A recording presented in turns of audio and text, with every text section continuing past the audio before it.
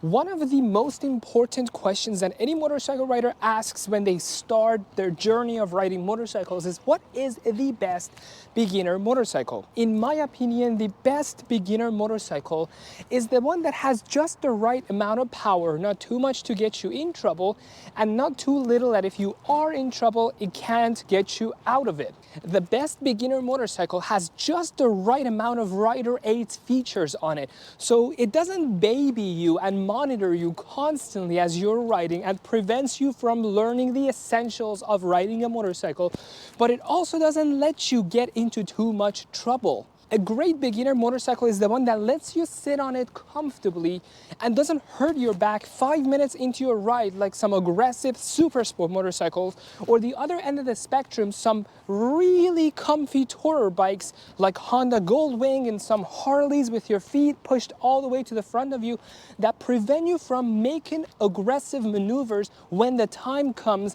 and you have to get out of a situation real quick. The best beginner motorcycle is priced just right, so it's not too expensive that every single part costs an arm and a leg to replace should you dent, ding, or scratch it, but it's also not so cheap that safety and quality of the parts on it are compromised. In my opinion, the best beginner one is right in front of you. So that's what we're gonna be doing today. I'm gonna go wheel to wheel and everything in between on this 2024 Kawasaki Ninja 650, and I'm gonna show you what a well-rounded motorcycle this is. Then we're gonna get on it, go out there, ride it, and put everything to test, and then I'm gonna quantify my thoughts and give this motorcycle my Emmy score. Let's start by talking about this inline two-cylinder 649cc engine that makes just the perfect amount of power. It makes about 55 horsepower to the rear wheel and about 47 pounds-feet of torque on this motorcycle. In comparison, the other motorcycle that would come closest to this bike from the other well-known Japanese brands is CBR 500, and that one makes significantly less power than this engine. And if you go to the other racetrack-oriented bikes like the ZX6R or the R7 from Yamaha or the CBR 600, all those other engines are tuned towards racetrack purposes. So it technically just leaves this bike here with the perfect amount of power for a beginner motorcyclist. And I say that because it not only is enough for a beginner motorcycle to get started safely and ride this bike, but it can also last a couple of years until you are really tired of this power plant. Other really lower end motorcycles, like if you start on a 300 Ninja 300 or a CBR 300 RR or a Yamaha R3, those have too little power. You're gonna quickly outgrow the bike, and you're just left with the financial turbulence of having to quickly go through bikes and lose some money in the process of trading in bikes and buying new ones. So you might as well get started on this perfect engine and stick to it for, 3-4 years at least. And while we're talking about the engine, let's start it up and see what it sounds like on the OEM muffler.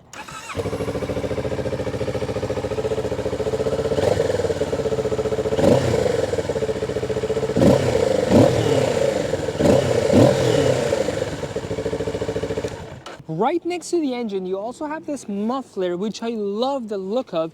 Kawasaki has been famous for making kind of less than beautiful mufflers on their motorcycles. This one I really like. If I buy this motorcycle, I am probably not even going to put an aftermarket slip-on on it because what they have already offered looks beautiful. It's very Ducati-esque looking, very Italian bike looking, and I just love the design they have incorporated into this muffler. Another attribute that makes a bike a great beginner bike is how you sit on it, your riding position. This motorcycle, you can see, has a very raised up handlebar and a super low seating position. I am 5'8" and I stand next to this motorcycle, and the lowest point of the seat where your butt's gonna be on is way lower than my hip bone. And that speaks to the original intention of this motorcycle being a very street-oriented bike. When you sit on this bike, look at this. This is by no means an aggressive riding position. You can see me just straight up here. I can easily reach the handlebars while my back is completely straight up. This is by no means an aggressive motorcycle. In comparison, if you sit on a ZX6R, you are like this.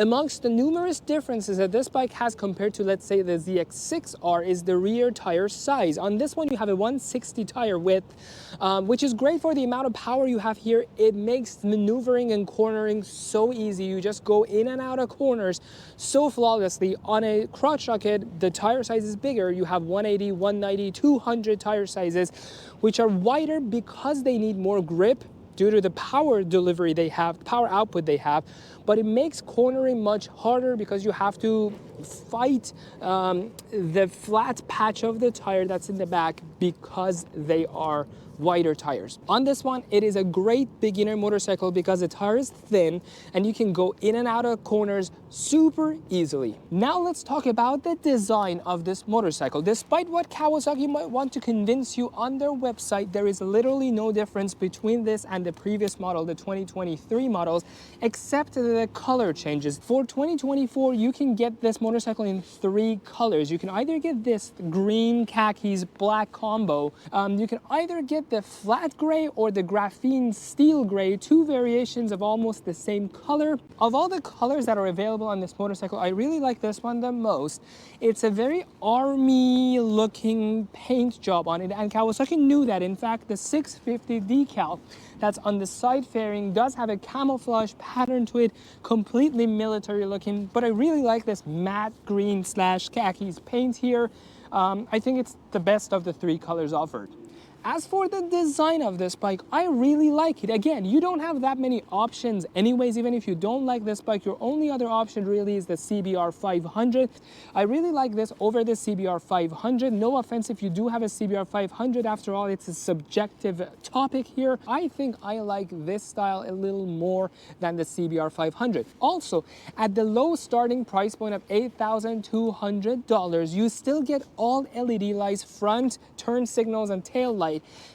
Which is a big thing for Kawasaki. Kawasaki used to even offer halogen bulbs in their most expensive motorcycles. Even the ZX-10Rs used to have halogen bulbs a couple years ago, but now they are all LED-fied, and I love that about them despite the low starting price point of this particular model. Now, you might be like, okay, if this bike is sub $9,000, does Kawasaki do any corner cuttings around here? Do they have any really cheaply made components and parts on this motorcycle? No. Everything on this motorcycle is still up to Kawasaki's standards, and that's one of the points why I say this bike is a great beginner bike, because you don't pay a premium price, but you still get a Kawasaki quality motorcycle. Kawasaki at this price point still has included a full TFT screen, full color. They have given you a hazard light, adjustable levers for brake and clutch. You also have 2 levels of traction control to pick from, plus the ABS on this bike, but that's it. They didn't give you any of those other fancy stuff like the lap timer or anti-wheelie control. All the things that you see on really fancy crotch rockets, you don't see them here, partially because this bike doesn't need them, but also because it would drive up the cost, would make it out of the price range of a lot of beginner motorcyclists who just want to get their foot in the door. So this bike is a great package of high quality parts, but exactly what you need, nothing more that would drive up the cost. One other thing that makes this bike a very beginner friendly motorcycle is, despite it not being really a naked bike, because it still has fairings all around it, they have omitted the fairings on very critical areas you might need maintenance on. For example, over here where you would put rear brake fluid, they have put this simple panel that with only 2 screws you can remove and maintain your brake fluid. They have also provided this hole here so you can, without making any cuts into the fairing, put those frame sliders on. And this part of the fairing comes off with 1 bolt. You remove it and the oil filter is right behind it. If you want to do oil changes, it's right there without having to do a 20-step process before you get to it. And now it's time to take this motorcycle out on the road and see how it rides. But before we do that, a big shout out to Bellevue Motorsports for allowing me to take this motorcycle out on the road and test it for you guys. It had literally 0 miles when I put gas in it. Now it has 1 mile on the dash because it took me a mile to bring it here to review it. Let's go out there, break it in and see how it works. The link to this bike will be in the description section of this video. If you want to purchase it, go out there, check it out. It'll be right there. All right, unfortunately today I forgot my gloves in the other helmet that I have. I always shove my stuff in my helmet, so they're left at home. I just got these useless gloves, honestly. They're not gonna protect anything, but anything is better than nothing. So I guess I'm just gonna wear these, but take it easy. You guys don't ever ride without gloves. It's just good practice to protect your body parts in case of an accident. All right, 1 mile on the odometer. That's crazy. Alrighty, let's go. Wow, I'm so comfortable here. Oh, my high beam is on. How do I turn it off? Oh, there you go.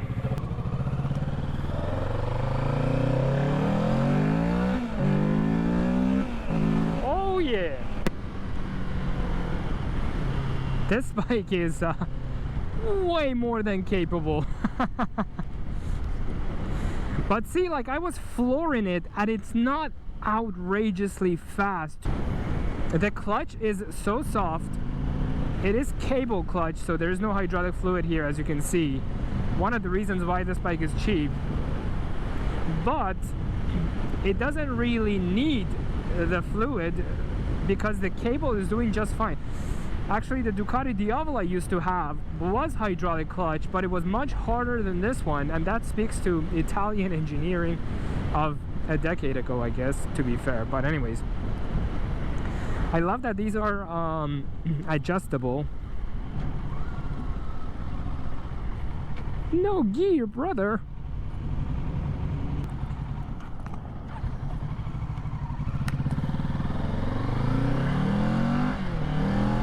Nobody saw that, that I stalled the bike. Hey, good, thanks. Wanna race?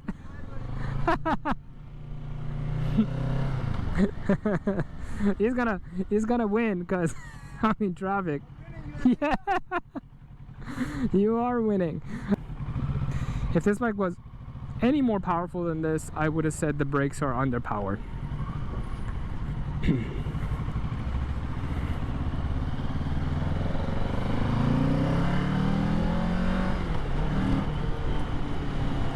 Yeah, no quick shifter up or down. I just confirmed because first of all, nowhere on the screen says quick shifter is on or off, so it doesn't seem to be an option. And second, it's not quick shifting. Anyways, now let me clear something up. You might say, oh, instead of paying $8,200 to $8,300 for this motorcycle, why don't I just pay $5 grand for a Ninja 300 or a Ninja 400, a little more than that? I think Ninja 300 and Ninja 400 are a little underpowered for somebody who is looking to potentially be a long-term motorcycle rider. You are financially winning here if you get this bike for a few $1,000s more and keep it for very many more years, because the power is more adequate, and you're not going to graduate from this bike as soon as you would from a 300 or 400 bike. So you get this and you're going to be comfortable and you're not going to feel like the power is lacking anytime soon. You get a Ninja 300, you're going to be tired of it first like 1 year of riding. You're going to be like, oh, what is this? I can't even catch up to the speed of cars on the freeway that easily. So yeah, I think that's at least my opinion. You would pay that $2,000 extra, get this bike, and you're going to be really happy you did. And now on to the ME score for the 2024 Kawasaki Ninja 650. If you'd like to know the exact criteria of each category and how I score a motorcycle, refer to the snapshots that show up on the screen, and at the bottom it tells you exactly how I score each category. In the commuter category and in the riding comfort, the 650's riding position is similar to other sport tourer bikes, upright and comfortable, and the seat is pretty soft. The windscreen does an adequate job of blocking the wind, and your arms are comfortably at slightly below chest level. The 650 gets an 8 out of 10 in riding comfort.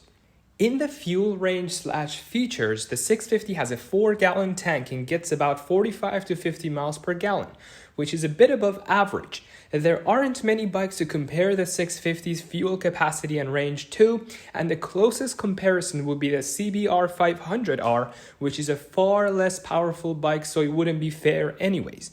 The 650 has a nicely laid out segmented fuel gauge display on the TFT screen.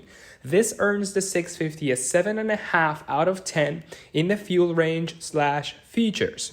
As far as the commute specific tech goes, the 650 comes with a TFT screen with phone connectivity displaying lots of useful real-time data, as well as a short and sweet list of electronic features like traction control and ABS, and that's it. This earns the 650 a 6 out of 10 in the commute specific tech and features. In the storage category, on the 650 storage is similar to any other sport / naked / tourer bike, which is essentially non-existent. It barely has a liter of storage under the rear seat and earns a 1 out of 10 in the storage category. A good commuter bike should be cost-effective, reliable, and have a strong dealership network. The 650 I reviewed, being an ABS model, costs $8,900. Kawasaki has over 1,000 dealers across the US, and I did not come across any major issues when going through forums. No recalls, no major issues on this particular motorcycle. The 650 gets a perfect 10 out of 10 in affordability, reliability, and dealer support, for an overall score of 32.5 out of 50 for the commuter category. And now on to the performance / dope factor category. In the race riding position category, the 650 has a fairly upright riding position with raised handlebars, but it also isn't laid back like a cruiser / bagger like a Honda Goldwing would be, for example. If you force your tuck-in position, you would have a tall enough windscreen to hide behind on the track. It is a combination of a road bike and a track bike, but shares more of a road bike characteristics, so I give it a 4 out of 10 in the race riding position. For the horsepower / torque figures, the torque on this bike is 47 pounds-feet and has around 55 horsepower to the rear wheel for an average value of 51, earning the 650 a 3 out of 10. As for the weight, the 650 weighs close to 424 pounds for the ABS model, which is an 8 out of 10 in the weight category. Regarding the racetrack-oriented rider aids features, on the 650 you only have ABS and traction control, and that's it. It earns a 4 out of 10. As for the design choices and marketplace, the 2024 Kawasaki Ninja 650 is a decent looking bike, but nothing too special. It's offered in 3 colors and 2 models, one with and one without ABS. It has a TFT screen as well as all LED lights around it, and I can't complain about the fit and finish quality because it is a Kawasaki after all. It is by no means on the craftsmanship level of Italian bikes, but it's good. It's good enough. Kawasaki as a brand carries a bit of an economical connotation to it, and is definitely in a bit of a lower league than Italian manufacturers like Ducati and MV Agusta. Altogether, earn the 650 a 4 out of 10 for the overall design and marketplace. This gives the 650 a total score of 23 out of 50 in the performance / dope factor category. And even though it isn't a full-on naked bike, it most closely resembles one, so I grouped it with the other naked bikes I reviewed, and it sits here on the table. I understand that the overwhelming poll is that you should start on the smallest, least powerful bike you can find as your first bike. But if you go too cheap and powerless, you're gonna kind of think that motorcycle riding is just a boring activity, and you might just decide to stay away from it. I really think the Ninja 650 is the new Ninja 400, especially with other manufacturers canceling their competitor bikes of this class. You should definitely pick up a 650 as soon as you can before Kawasaki decides to cancel this one too in favor of, I don't know, some other adventure bike.